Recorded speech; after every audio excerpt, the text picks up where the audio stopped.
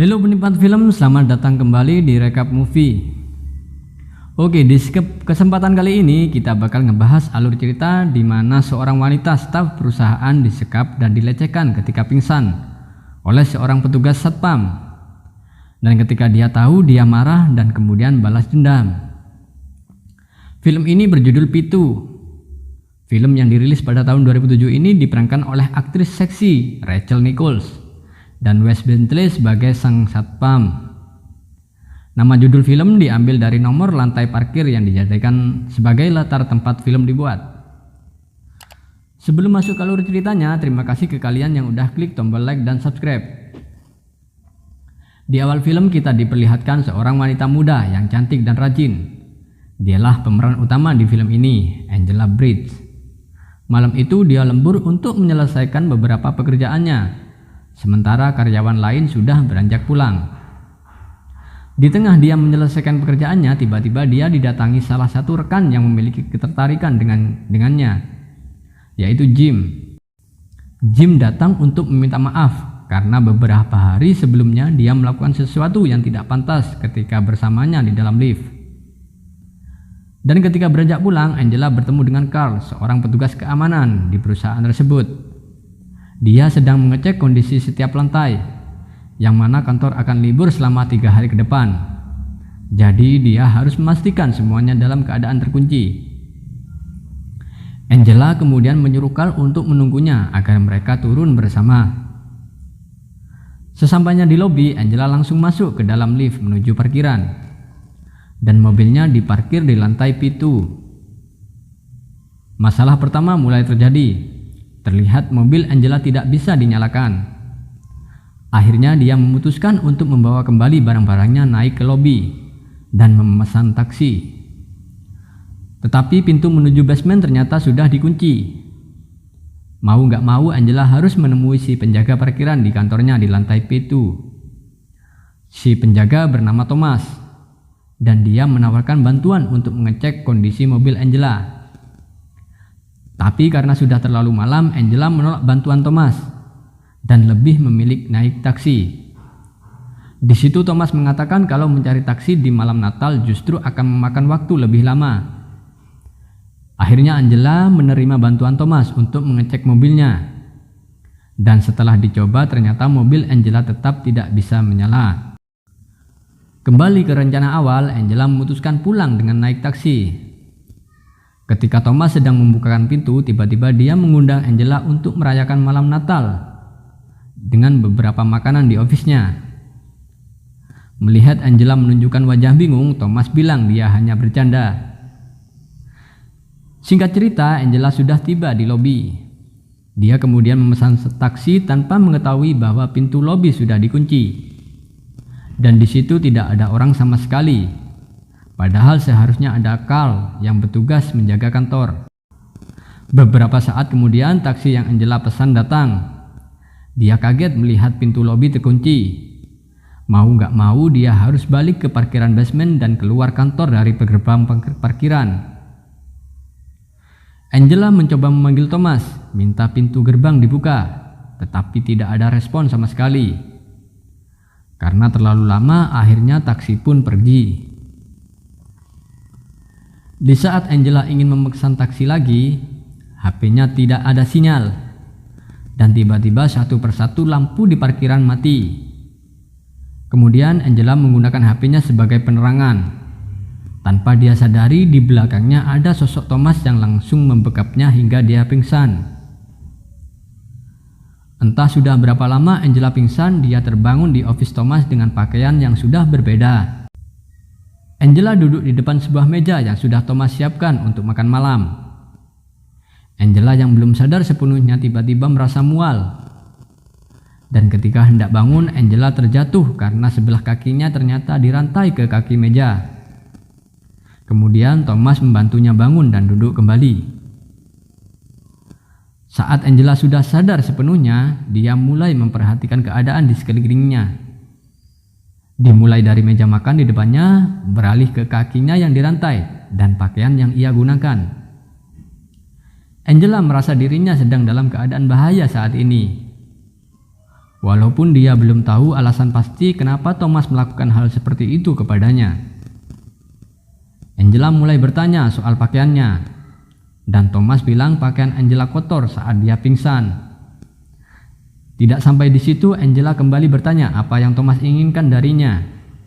Bukannya dijawab, malah balik bertanya dari mana asal Angela. Kemudian Thomas memberikan makanan buatannya, tetapi Angela menolak. Dia bilang bahwa keluarganya sedang menunggunya di rumah untuk merencanakan perayaan Natal besok. Di situ Thomas terlihat tidak peduli. Dia bilang bahwa rencana Angela bisa dibatalkan.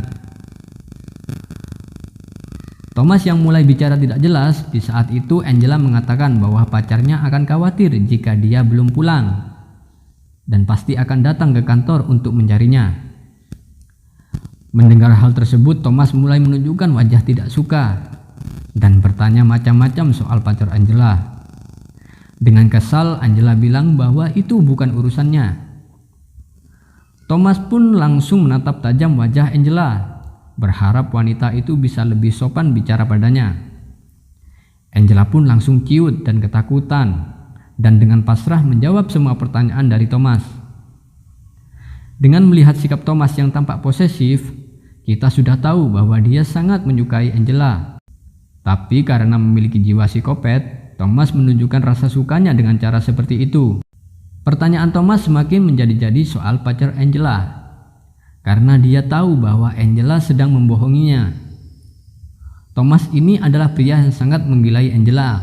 Otomatis dia akan memantau kapanpun dan dimanapun Angela berada. Karena sejauh yang Thomas tahu, Angela tidak memiliki pacar. Cara Thomas mengintimidasi membuat Angela benar-benar ketakutan. Lalu Thomas mengambil sebuah telepon mengizinkan Angela untuk menghubungi keluarganya. Tapi dengan satu syarat, Angela tidak boleh menyebut sesuatu yang bisa membahayakan dirinya, bahkan membahayakan keluarganya. Telepon pun tersambung. Sementara Angela berbicara, Thomas mulai meletakkan kedua tangannya di leher Angela, bersiap untuk mencekiknya jikalau Angela bicara yang macam-macam. Angela berusaha menahan tangis dan mulai mengarang alasan bahwa dia tidak bisa mengunjungi keluarganya karena sakit. Usai menelepon, Thomas sambil tersenyum berkata bahwa itu adalah hadiah Natal terbaik yang pernah dia dapatkan. Dan sebagai gantinya, Thomas memberikan sesuatu pada Angela, yaitu sebuah kaset yang berisi rekaman pelecehan yang dilakukan Jim terhadapnya di dalam lift. Thomas menyaksikan dengan wajah marah. Kemudian dia menghampiri Angela untuk membuka rantai yang mengikat kakinya. Pada saat rantai terbuka, Angela langsung menusuk bahu Thomas dengan garpu. Sayangnya dia tersandung kaki Thomas saat mencoba kabur. Kedua tangannya pun kemudian diborgol dan dibawa masuk ke sebuah mobil. Kemudian Thomas mengantar Angela ke lantai P4. Ternyata Thomas sudah lebih dulu menangkap Jim dan mengikatnya di sebuah kursi di sudut parkiran yang gelap. Lalu Thomas menyuruh Angela untuk menghajar Jim dengan menggunakan sebuah tongkat demi membalas perbuatan pria itu sewaktu di lift. Angela sontak tidak mau. Angela bilang bahwa saat itu Jim sedang mabuk dan dia pun sudah meminta maaf. Dan Angela memohon kepada Thomas untuk tidak menyakitinya. Permintaan Angela ternyata membuat Thomas semakin kesal. Thomas akhirnya keluar dari mobil dan menghajar Jim. Tidak cukup sampai di situ, dengan sadis Thomas menabrak Jim ke tembok hingga membuat isi perut Jim keluar. Ketika Thomas lengah, Angela langsung menggunakan kesempatan itu untuk kabur. Dia berlari hingga kembali ke lantai P2. Kemudian dia mengambil kartu akses dan langsung keluar dari office tersebut untuk pergi ke gerbang parkiran. Dia berteriak meminta bantuan dan didengar oleh gelandangan yang lewat. Bukannya ditolongin, si gelandangan malah cuek dan meledek Angela dengan mengikuti ucapan Angela. Ketika Angela menjulurkan HP-nya keluar gerbang, tiba-tiba sinyal masuk. Dia pun langsung menghubungi 911. Sialnya, suara anjing Thomas membuat Angela tidak fokus hingga membuat HP-nya terjatuh. Dan dengan susah payah dia mencoba mengambilnya kembali hingga membuat salah satu kukunya cedera. Tepat ketika telepon tersambung, Angela langsung melaporkan kondisi dan keberadaannya. Saat mendengar suara Thomas mendekat, Angela langsung bersembunyi. Angela kemudian menyisir setiap lantai parkiran, mencoba satu demi satu kartu akses ke setiap pintu. Ketika sampai di lantai P1, Angela berhasil masuk ke ruangan lift, tepat bersamaan dengan munculnya Thomas. Angela pun langsung masuk ke dalam lift menuju lobi. Tetapi yang terjadi, pintu lift justru terbuka kembali. Angela kembali menutup pintu dan memencet tombol stop hingga lift berhenti. Dan dia untuk sementara waktu bisa aman di dalam sana, sembari berpikir bagaimana cara untuk melarikan diri. Kemudian dia menghubungi seorang lewat tombol intercom untuk meminta pertolongan. Terdengar suara pria menyahut dan Angela mulai menyebutkan posisi keberadaannya, lalu meminta tolong untuk dikirimkan polisi. Tetapi sayangnya pria itu adalah Thomas. Dengan penuh emosi, Angela memaki Thomas. Thomas mulai merencanakan sesuatu untuk membuat Angela keluar dari lift. Dia menjatuhkan selang air ke atap lift dan mulai menyalakan keran. Air pun merembes masuk ke dalam lift hingga setinggi pinggang Angela. Dan tiba-tiba atap lift jebol dan jatuhlah tubuh seorang pria yang sudah mati. Pria itu ternyata adalah Carl yang sudah dibunuh oleh Thomas. Mau tak mau Angela harus membuka pintu lift. Ketika sudah di luar, Angela langsung pergi untuk bersembunyi di bawah mobil. Tak lama kemudian Thomas datang dan melihat jejak kaki Angela. Thomas tahu di mana Angela bersembunyi. Lalu satu persatu ban mobil pun ditusuknya. Angela yang nyaris tertiban kemudian keluar dan langsung kabur lagi. Thomas kembali ke ofisnya untuk menyalakan musik dan bernyanyi sambil melihat posisi Angela di layar CCTV. Angela yang punya bad feeling mengambil sebuah kapak dan menghancurkan beberapa CCTV yang ada di parkiran kantornya. Sampai akhirnya dia tiba di lantai P2 dan mencoba masuk kembali ke office Thomas. Di sana tidak ada Thomas, tetapi Angela temukan justru rekaman dirinya saat pingsan.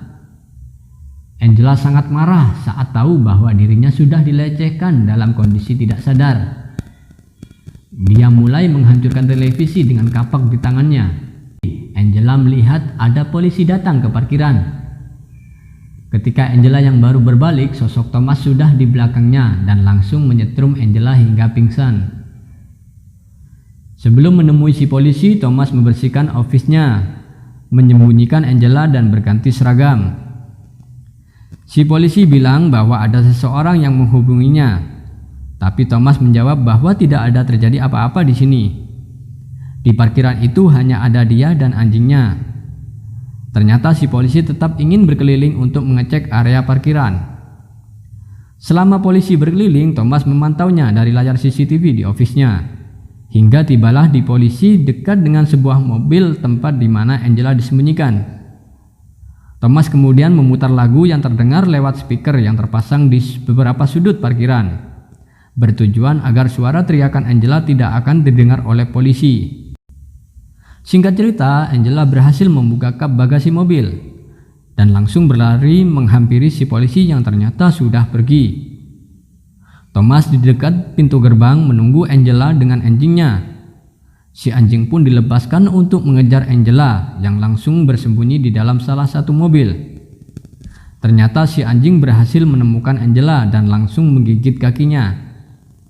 Dan dengan besi di tangannya, Angela pun berhasil menusuk anjing hingga mati. Angela kemudian mencoba masuk ke sebuah office penyewaan mobil yang posisinya ada di lantai P2.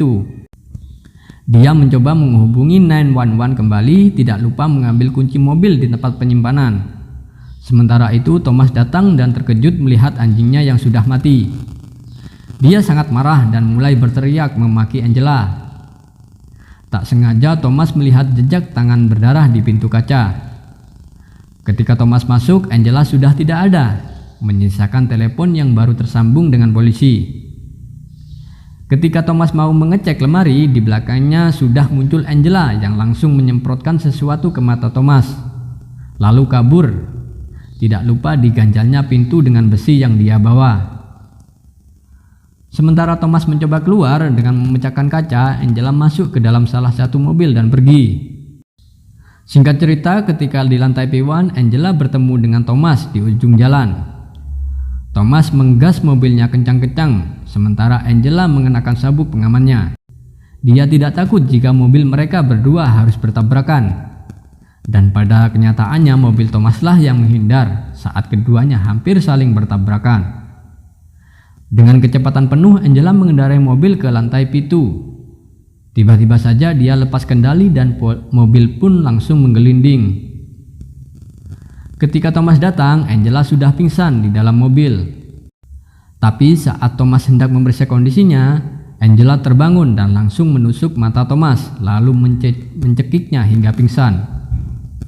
Akhirnya Angela bisa melepaskan borgol di tangannya. Sebagai gantinya, dia memborgol tangan Thomas ke pintu mobil. Sesaat kemudian Thomas tersadar dan mulai bicara tidak jelas lagi soal keinginannya untuk bersama Angela. Angela yang sudah tidak mau mendengar omong kosong itu kemudian berpaling untuk pergi. Tetapi Thomas malah menghina Angela dengan sebutan yang tidak pantas. Angela pun berhenti dan marah dan berbalik untuk menyalakan alat penyetrum ke bensin yang berceceran di lantai. Api pun menyala dan merambat ke arah Thomas yang terborgol ke pintu mobil. Dan di scene akhir kita diperlihatkan Angela yang berhasil keluar dari gerbang parkiran dan film pun berakhir. Oke guys, sebelum saya akhiri video ini jangan lupa klik tombol like dan subscribe karena masih banyak lagi film-film yang akan kami rekap di channel ini.